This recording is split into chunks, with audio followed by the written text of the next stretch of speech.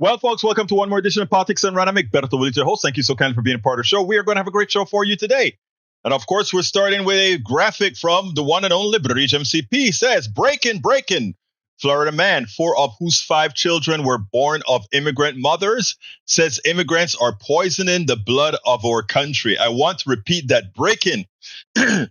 Florida man, meaning Donald Trump, 4 of whose 5 children were born of immigrant mothers, says immigrants are poisoning the blood of our country.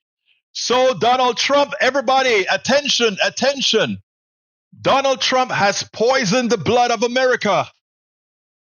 His children. Oh my God, Donald Trump. Not like Mr. Trump, which is his real German name,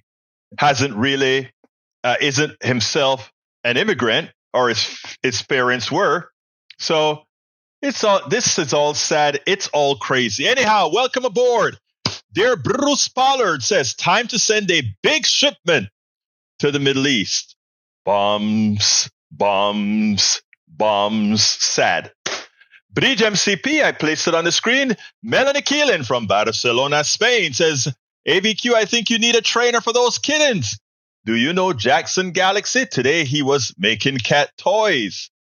All right, let's see what else we got here. We have, of course, Melanie Keelan said, it is chilly out here in Barcelona, Spain. Hot tamale. That's what you need, Melanie Keelan. A hot tamale will get you going.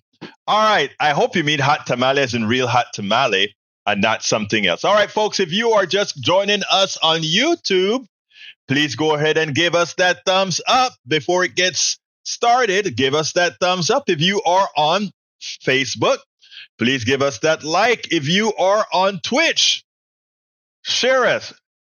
But whether you are on YouTube, Twitch, Facebook, Twitter, LinkedIn, share us. All right, with us as well is El Señor Michael Rodnin, and also I'm going down the list. Did I get everybody that's here thus far? I think I got everybody that's here thus far. For those of you who haven't yet registered, please go ahead and register now. When I say register, I mean just kind of let me know that you're here, you know? Bridge also says it's chilly, hot tomorrow. Chilly today, hot tomorrow. Tamale. You know, you guys are getting me hungry with that tamale thing, guys. You're getting me hungry with that tamale thing now. But I digress. Paul Fleming is in the house. Good afternoon, Paul Fleming from Atlanta, Georgia. I didn't give everybody's position, so I'll start. Paul Fleming, Atlanta, Georgia. Melanie Keelan, Barcelona, Spain. Bridge MCP, upstate New York. Bruce Pollard, Kingwood, Texas. My mind's still working. AVQ, Brooklyn, New York. And where are the rest of my peeps that I don't quite see yet? I know you're here, but you're not chiming in. All right, folks, great show for you today. The first place I need to go is to Common Dreams. And let me get this off of the screen so that I can go do my search for Common Dreams, because I have something that I want to talk about, specifically Medicaid, right? Let's go here. Wyden says GOP Medicaid purge puts politics before children. So true. It puts politics before children. New government data indicates that just 9 Republican-led states are responsible, listen to this, for 60% of Medicaid and children health insurance program disenrollment since April. I want all my Republican listeners, all the people in my Republican states, I want you to understand what I just said there. 60% of Medicaid and children health insurance program disenrollment occurred where? In red states. And not only red states, but just 9 red states. Who cares about families again? Please tell me who cares about families. I want you to repeat this. Who cares about families? Red states or blue states? Where are your kids more likely to get health care? Red states or blue states? Folks, I need you to go ahead and get this stuff right, guys. I need you to understand what we're saying here. It is shameful what's occurring in our it is shameful what's occurring in our country right now. It is shameful what is occurring in our country. What are we going to do about this? Please tell me. What are we going to do about this? Anyhow, let me see. Continue. Welcome aboard, Richard Calderwood. Great to see you here. Tom C says he's chiming in with Christmas chimes. I trust that means a Christmas limerick is on the way. Bridge MCP says no abortions in red states, then starve the kids. Amazing. No abortion, but we want you to have those kids at all expense. From Michael Rodden, he says, Egberto, you have to understand conservatives. They seem to hate having a government working for the needs of the people in favor of individual liberties, including the liberty to suffer alone. Axios, most kids losing Medicaid come from just 9 states, all led by Republicans. That should be a meme. We should make a meme out of that. The 9 states that are killing our kids. 9 Republican states. The states that claim to be a state of family values. Let's read it here. It says, and I'm going to put it on the screen as we read. It says, U.S.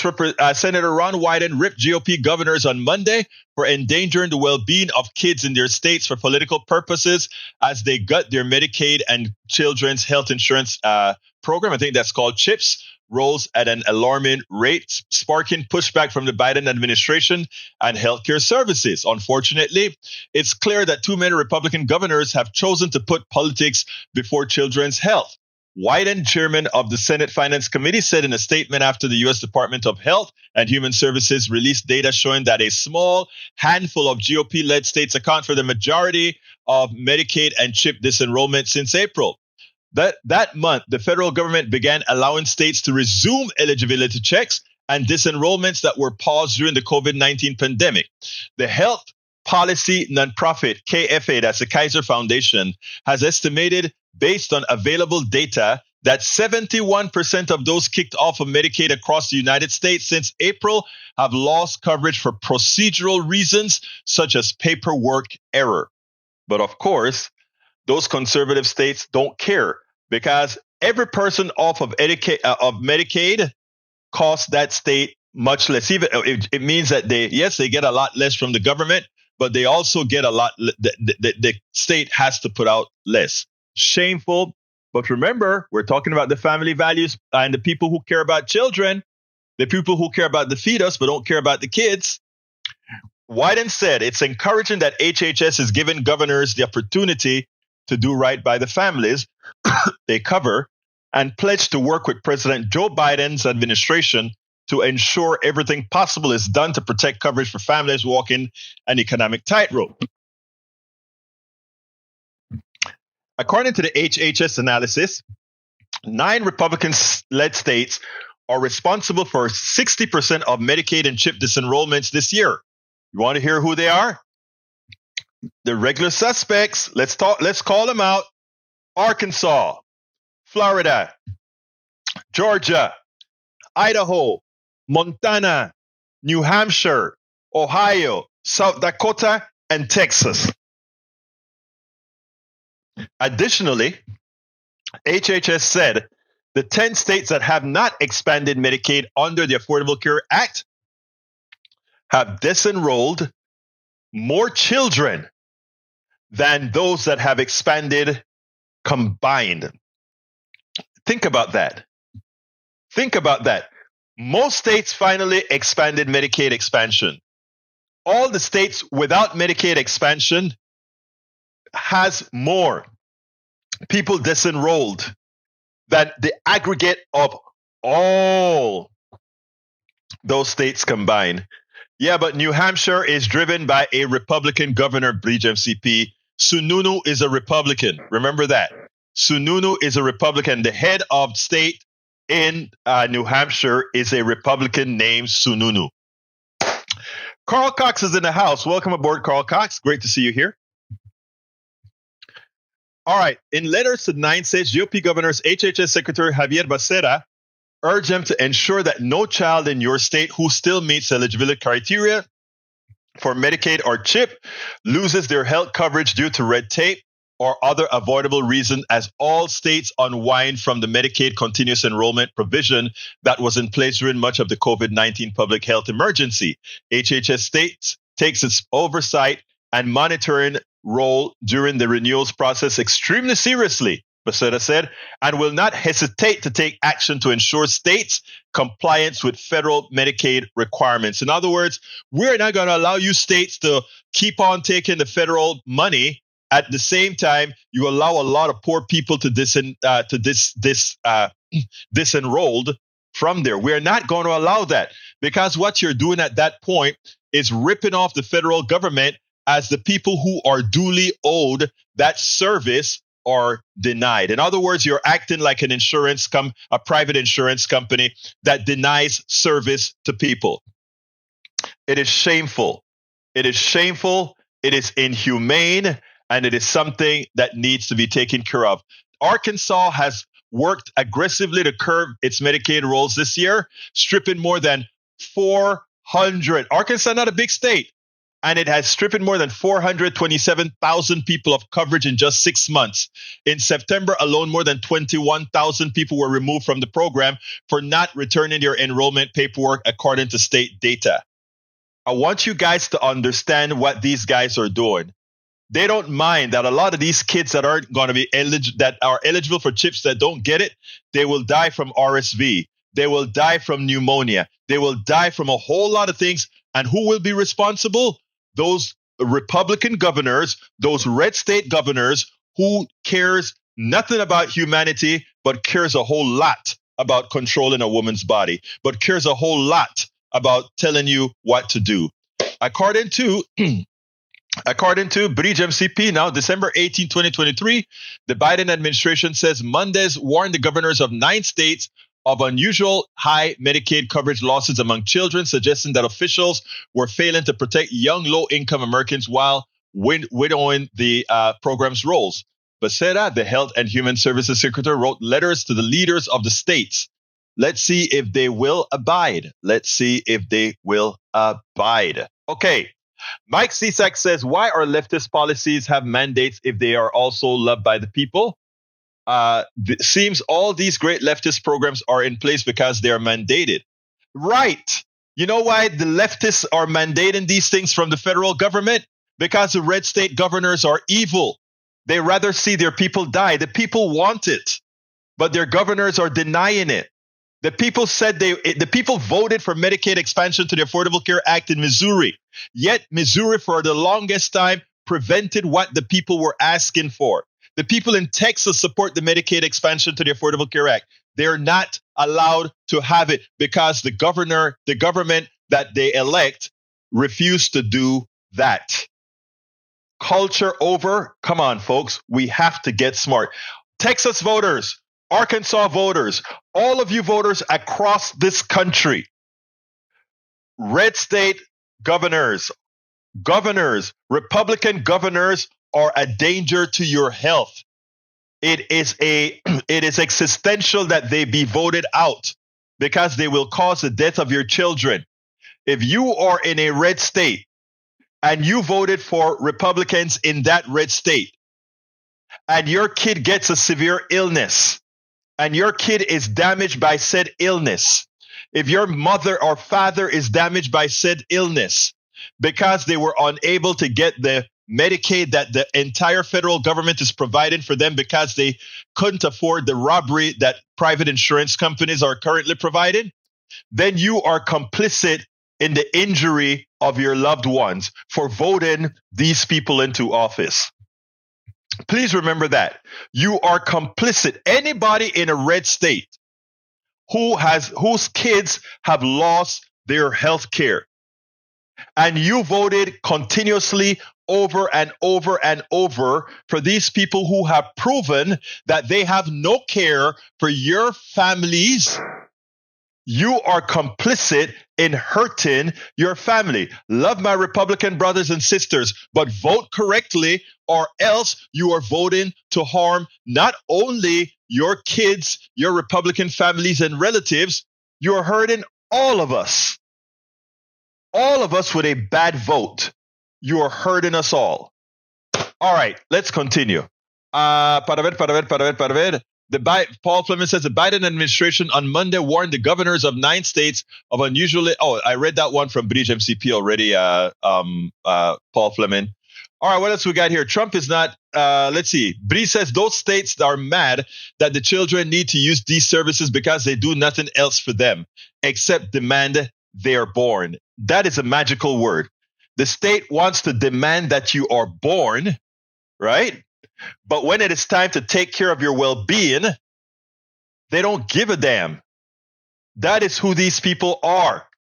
That is what they've done consistently. Believe it. Believe that that is who they are. It's essential that we do.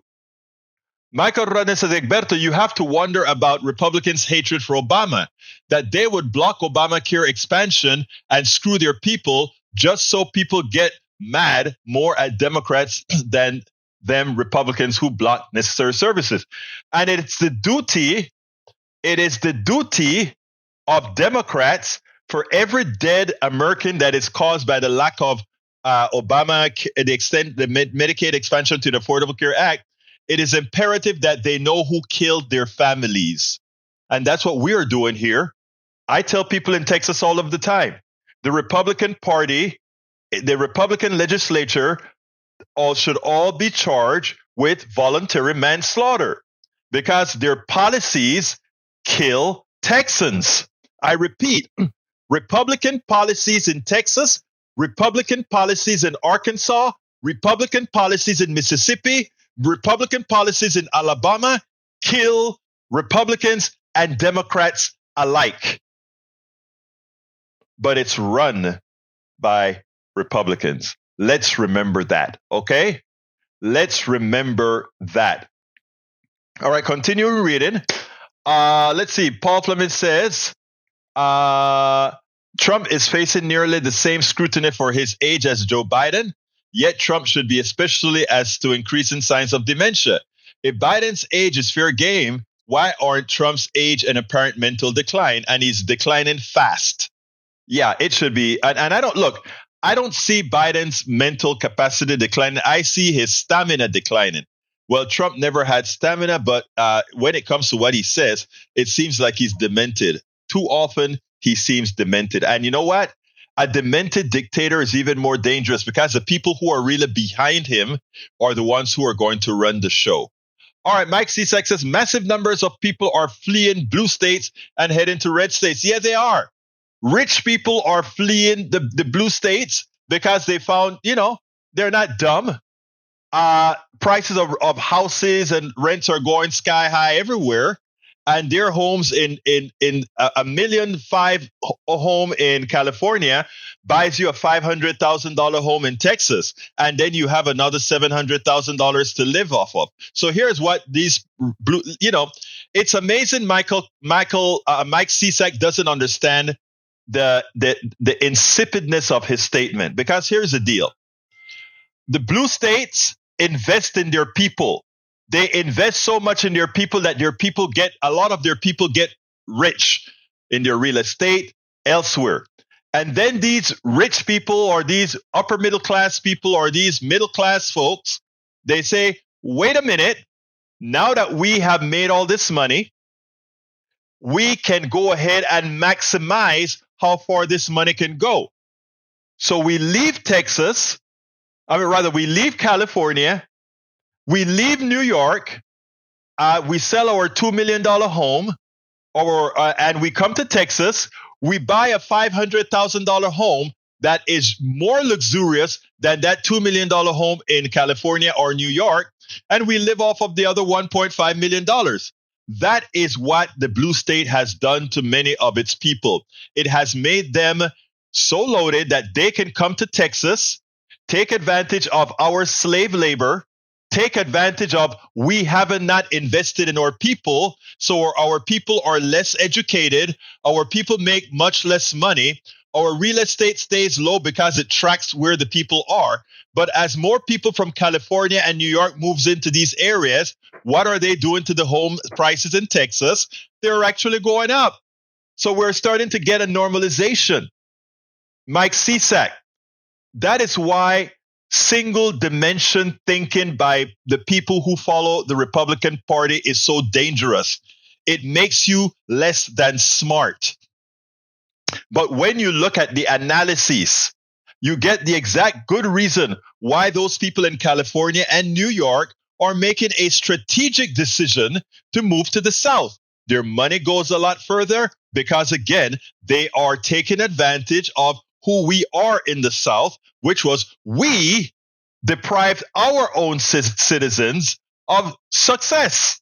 So they come over here and they absorb the success that we were lacking. It's amazing. But to you, the only thing you see is, oh my God, California moving to Texas, New York moving to Texas. Oh, Texas must be better. No, Texas is cheaper for them and they can buy a lot more with their money in Texas, right? That's what it's all about. And that's nothing to be proud of, because what it means is that California people will come to Texas and live very well. The people that are in California, they get CalCare, they get all the care that they need health-wise in California. The poor people here stay without insurance, but the people from California that come to Texas, they have the best insurance that they can buy because they got the money to do it. But you don't see that, Mike Cisak. You don't see that the uninsured in Texas, the uninsured in Kentucky, the uninsured in all these places are subsidizing those rich people that come over from California and Texas, those middle class people that come over from California and New York. Our lack of investment in our own people are subsidizing a living style, a quality of life for people that are out of state. But the Republican has not taught you guys to think strategically, to think through different levels of indirection, which I hope by coming to Politics Done Right, you understand that and you get that. Thank you so kindly.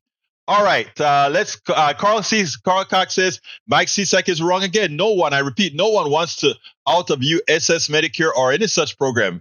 Exactly. Mike Cisak says the left going after to try to shut down groups that offer support for women with unexpected babies. I wonder why. Look, you see how they change the subject? That is what you do.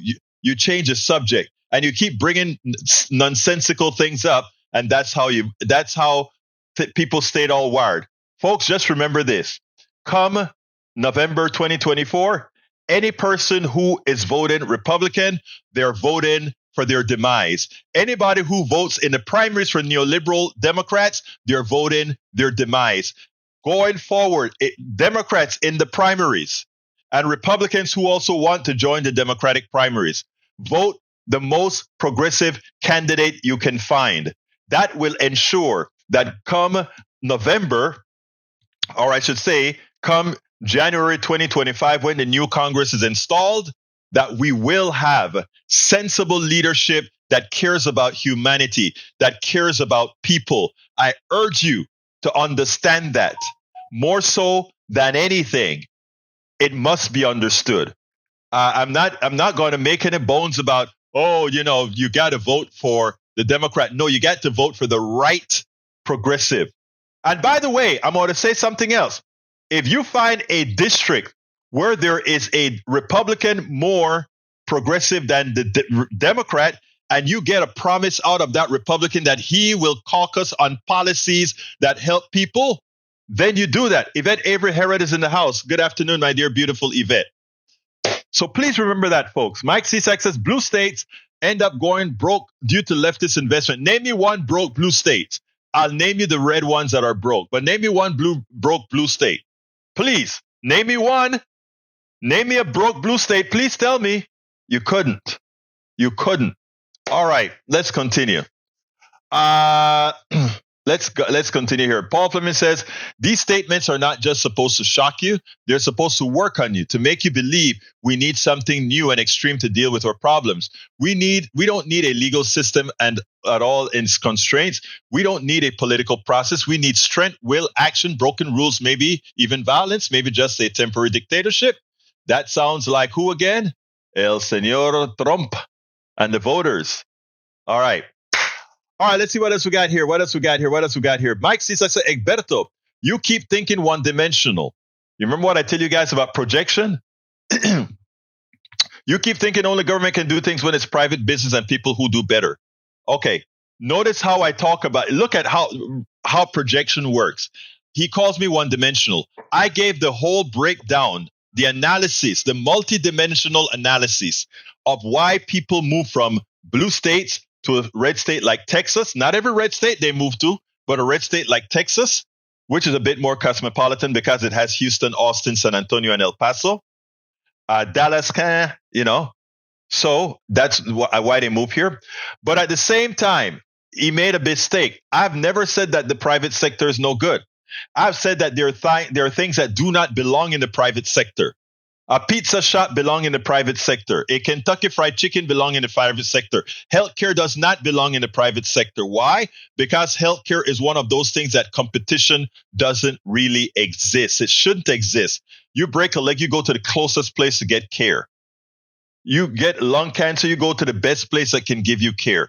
It's that simple. So Mike Cisak, by definition, when you talk about one-dimensional thinking, my brother, you are looking in the mirror. But I still love you, Mike. You know that, right? I hope you do know that. Everybody in my group here, I genuinely feel you are my brothers and my sisters. And just like I have to score my Republican sister up every so often, it's why I score you guys up often as well. All right. Let's see what else we got here. Bridge MCP says an Associate Press fact check finds it's actually the other way around. High tax traditional democratic states subsidize low states. Oh, that is absolutely the truth. I'm going to read that after I speak to Brother Ray here. Brother Ray, it's always a pleasure to have your voice. Talk to me, sir. Mi hermano, Egberto. Hey, I just wanted to say you make a lot of points, but one of the points I feel like we sometimes miss is that we don't have to convince people to vote Democrat or Republican.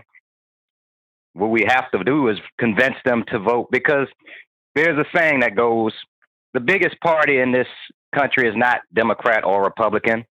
It's the I'm not going to vote because it doesn't matter who wins party. Right.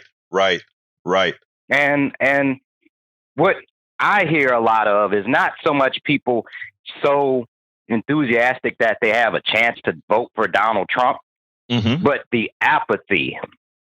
It's the apathy that they believe no matter if Donald Trump wins, their life is inevitably not or inherently not going to change. I got you. And I don't know what we can say or do to convince these people, yes, your life will change. You will see the difference. And when you do decide that you want to do something about it, it'll be too late. You know what, Ray, I want to give you kudos on that statement, first of all, on how we tell people to actually just go out there and vote. But I want to give an example because you are so right. When you say that, and I want to finish reading Bridget's piece in a little bit, but I want to answer this statement that I want to acknowledge a statement that you made. It's about getting the people out to vote and also getting them out to make an informed vote. But here's the other kicker. I want to bring up a good friend of both you and mine, Daniel Cohen. Because I spoke to Daniel yesterday as well, and I was going over what we did in Harris County, and this applies to the entire country, right?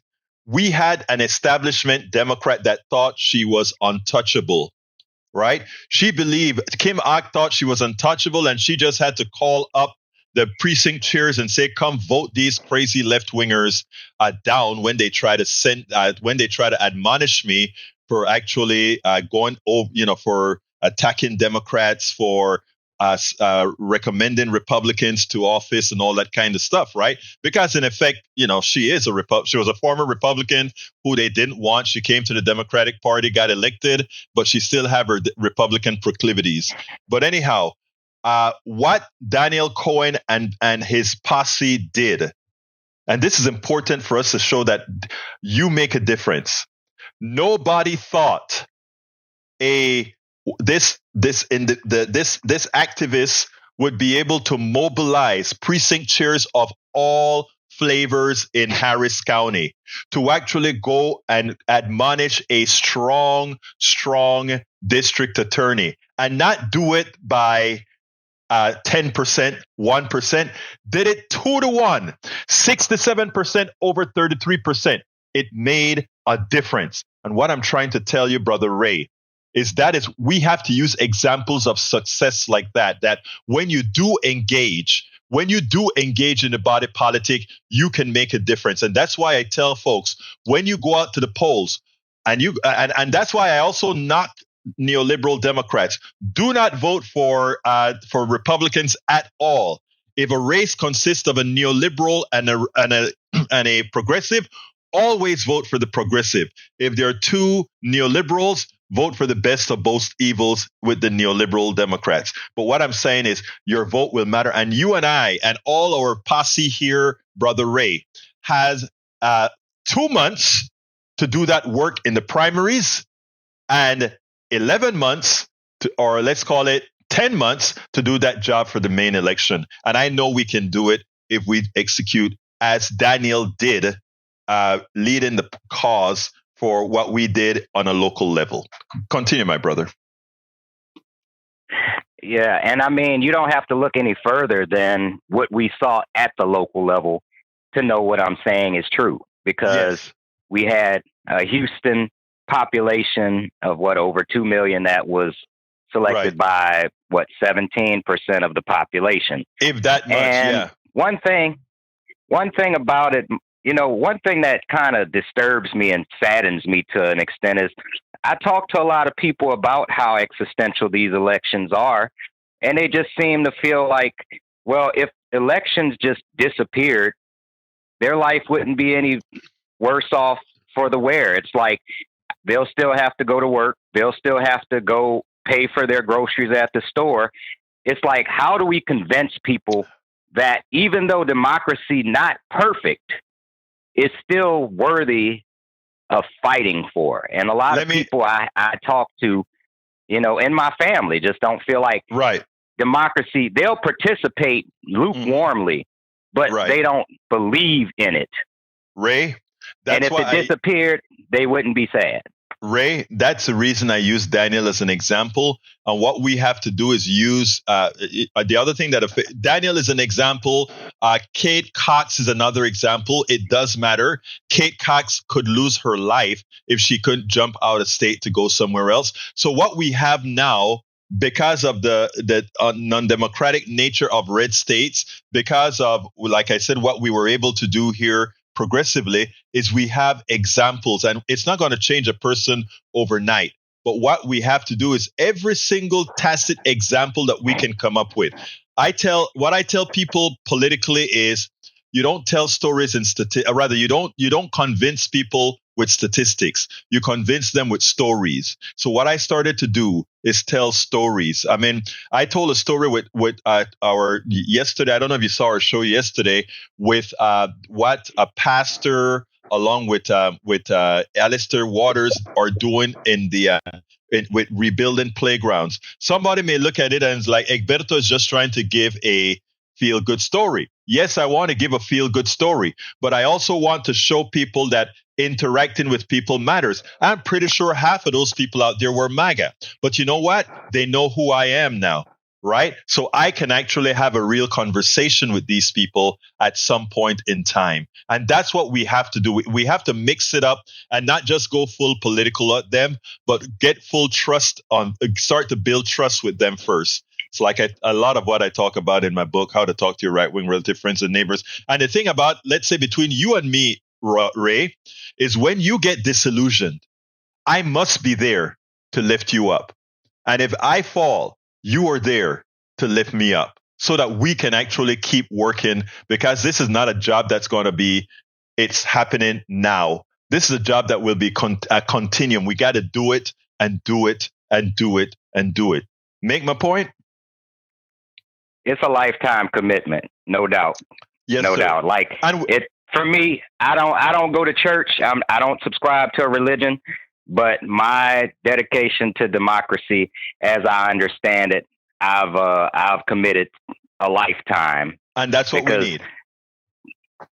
That's what we need. And I'm going to leave on this note to my people who identify as Democrats, progressives, leftists, whatever it is.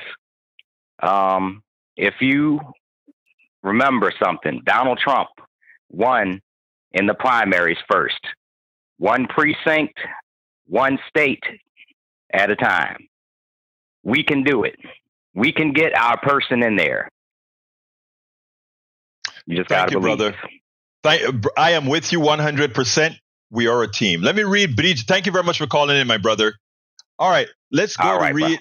Thank you. Have a great one, brother. Let's go to Bridge MCP statement. I want to say an Associated Press fact check finds it's actually the other way around. High tax traditionally Democratic states subsidize low tax traditionally Republican states. In a big way, Republicans are trying to eliminate the deduction as part of the sweeping tax package working its way through Congress. They added back a deduction for up to $10,000 in property taxes in a concession to Republicans from high tax states such as New York, New Jersey, California. Republicans are pushing to extend the deduction to local income taxes too. It is true that taxpayers in high tax states benefit the most from the deduction. However, these states send far more tax dollars to Washington than residents in low tax states. In fact, most high tax states send more money to Washington than they get back in federal spending. Most low tax states take more money out of Washington. And I've written about that several times. I've blogged it. I've spoken about it. That's a statement of fact. All right. From Michael Rodney, it says, I've seen so many MSNBC anchors talk about Trump's obvious fascist statements, and then they invariably do so without promoting what good Democrats have already done for the American people. Very true. Only talking about macroeconomics that the people tend to ignore. So I've got some bad news for you. In 2016, the Washington Post and ABC News polled Americans about unfavorability ratings of top candidates. Hillary Clinton got 56 unfavorability ratings, the worst of any Democratic candidate since polling began. Trump smashed the record at 63. Joe Biden is hovering around 52 unfavorable ratings. So this is a serious concern. If Trump isn't in prison for any of this 91 federal charges, the supermajority of our people are enduring such hard times, they'll discard democracy itself to get the promised change. Only problem, Trump makes everything worse. No despair, folks. We just have work to do. That's it. We just have work to do. Let's see, Egberto, as it comes to taker states, top 9 out of 10 red states are takers. The one blue exception is New Mexico, and we understand why that is. Okay. Let's see what else. I'm scrolling down before I do the first video. Let's see. I'm scrolling down. Okay. I think I don't have anything that I want to read out right now. Okay. We got a Tom Limerick. I got to read that one. All right. Tom Sarnik, new extended limerick. Ready to go? A criminal lawyer named Rudy, once America's mayor, lost his hair and all sense of honesty and duty. On election lies double down, can't stop blaming, defaming, and acting like a clown. Finally met his match in court, by judge and jury cut short. In favor of Shay Moss and Ruby, two women brave, strong, and free. Love it, man. As usual, knocks it out of the park. And I have one more for the screen, and I'm going to do it what my people tell me to do, and it goes like this. The world is my country. All mankind are my brethren, and to do good is my religion. And that's what I want all of us to keep in mind. I want all of us to keep in mind that we're doing good for everybody else, whether you're Republican or Democrat. The policies we stand for are policies just as much as it is for Brother Ray. It is just as much for Mike Cisak. It is just as much for Tom Sarnik, Breach MCP, everybody else. All right, let's go to our first video. Even Ryan has soured further on Donald Trump. So let's go ahead and talk about that. Let's go ahead and get busy. Recently, I spoke about the autocratic nature of Donald Trump. And one of the things we spoke about is, Donald Trump is actually specifying now in no uncertain terms that he intends to be a dictator, claiming, of course, the first day.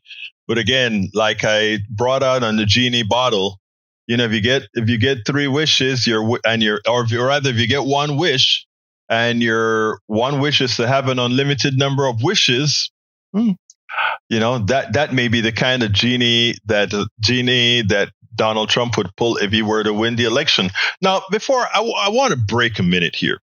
I'm listening to MSNBC, I'm listening to Fox News, I'm listening to CNN, and Donald Trump is still leading the race many times within the margin of error. But of course, within the margin of error in many polls. But here's the important thing. These stations they are in fact attacking Trump as they should for the things that he says, both the Nazi kind of speech that he's given, etc. But they're actually speaking as if this guy has won the election or is definitely going to win the election. We don't even know if he's going to be the candidate. We don't know because things are so fluid right now. But again, the thing that you have to be careful about is something known as inevitability, right? Donald Trump is a master at playing those games.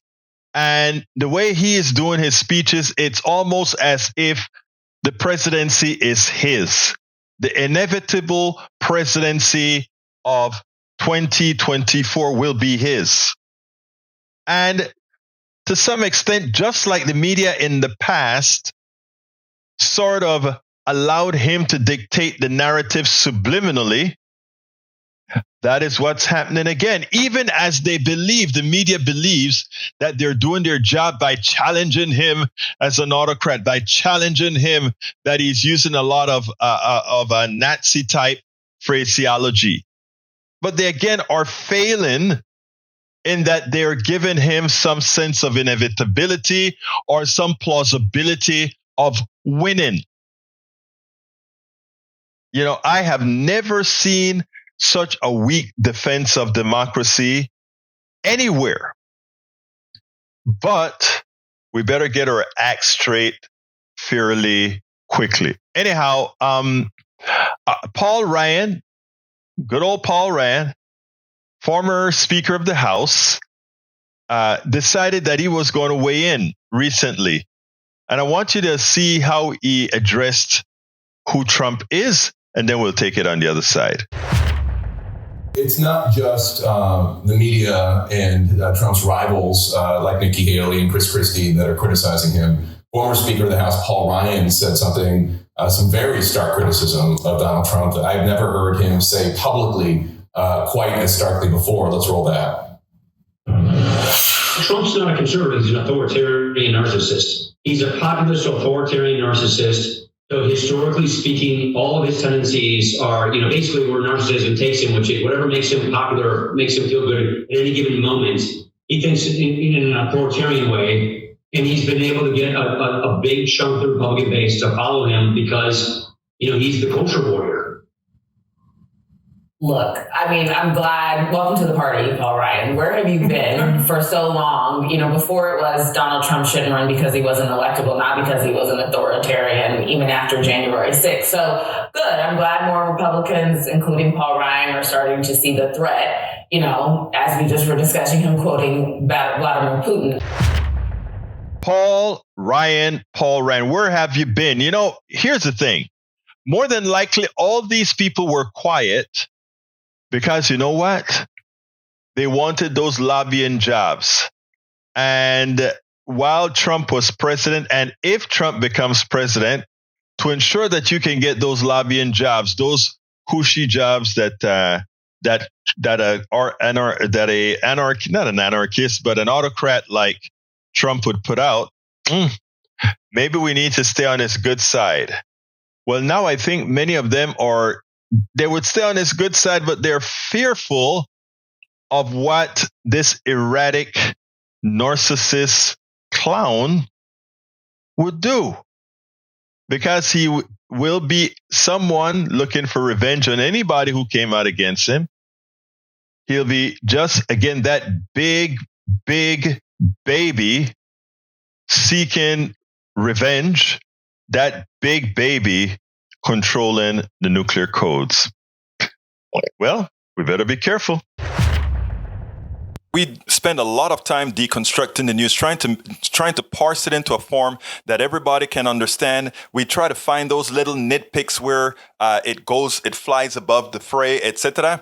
If you really like these videos that we do, I want to ask a big favor. Please go ahead. Number 1, subscribe to our channel. And number 2, please join if you can. Thank you so kindly for watching. Keep watching. Please remember to share. We must populate the entire internet with our progressive message, a message that we know is what most Americans say that they want. So help us, please join. Absolutely so, folks. Absolutely so. Jay Ray says the crazy thing about Barack Obama and Mitt Romney, both being neoliberal and neoconservative, both and more in common than we wanted to believe. That's in retrospect. You know, you're absolutely right. Obama used to want Medicare for all. That's what Obama, when he was back in Chicago and in the legislature, he supported Medicare for all. But it turned out that what he adopted was Mitt Romney's Republican type healthcare. That became Obamacare. And what made it the Republicans kind of go for it, the few that the Romneys and these guys, is because it was still left to the private sector to pay a bill. It was the lousiest compromise, punto final, lousiest thing you could think about. But they did it. And so you're right, Jay Ray. And to think that what they wanted to dismantle was the best thing, the best setup that you could possibly put up for a healthcare system based on the private sector that pretty much is nothing more than a ripoff. Nothing more than a ripoff. You know, so we have to understand these concepts before we get involved with a whole lot of these. Anyway, folks, let's see. Rudin said 91 charges in federal system with 95% conviction rate. Trump's next stop is a prison cell. It's important that when we talk about Trump for prison, make sure to always include 91 charges. And Trump supporters can only remain such so long as they don't read the charges simplified. Business fraud in New York, subverting election fraud in Georgia, willful retention, top secret documents in Florida, and trying to overturn democracy in D.C. Exactly right. All right. What else have we got here? Carlcock 6, Mike. I'm always wrong, CSEC. That is funny. That's a funny joke, Carl Cox. Jay Ray says, the only reason that Republicans detested it is because Obama was a black man and there was a mandate they created a narrative to make people hate it. Exactly, because again, it was working very well in Massachusetts. Bridge MCP says, let us not forget Project 2025. They all swear by it. And, you know, for those who don't know what that is, let me pull it up for you. And I should have that bookmark because let me tell you something, folks. They're not hiding. They're not hiding what they're trying to do at all. They are not trying to hide. And I'm trying conservative. Let me see if I can get to the Project 2020. I used to have it, but it looks like I don't have it bookmarked yet. So let me go ahead and find Project 2025. Here we go.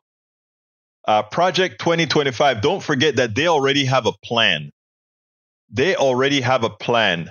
More about Project 2025. The action of liberal politicians. You know, it's an attack on liberals, and then they tell you what they're going to do. And you know what, folks? Remember, they mean it. When they tell you what they're going to do, they actually mean it. Don't forget that. Don't forget that at all. So look it up. I'm going to put it in the I'm going to put it in the feed so that you guys can go see Project 25, the actual document. There it is. It's in the feed. All right, folks, I got to check out of here. Got to go prepare a few things. So let me go ahead and do the one thing that I'd like to ask all to do. Please support the program. You know that we do important work here. How do you do that? Please go to politicsdoneright.com politicsdoneright.com/support.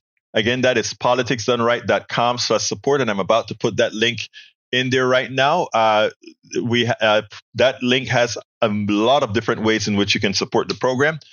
Likewise, I would like to ask you to subscribe to our newsletter. Subscription to the newsletter is free, but anybody who decides to become a paid member, in other words, you purchase a coffee a month or so for Politics Done Right, you get access to all of my books, again, online.